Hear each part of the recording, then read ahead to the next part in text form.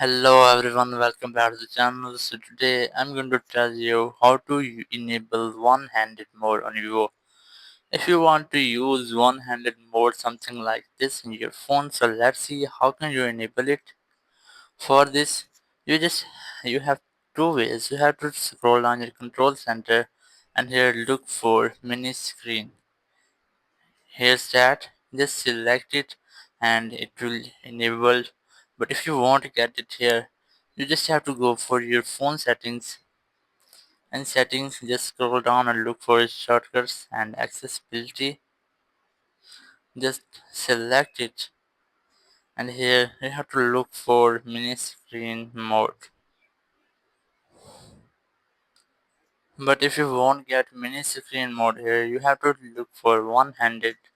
Just select it and you have to enable this.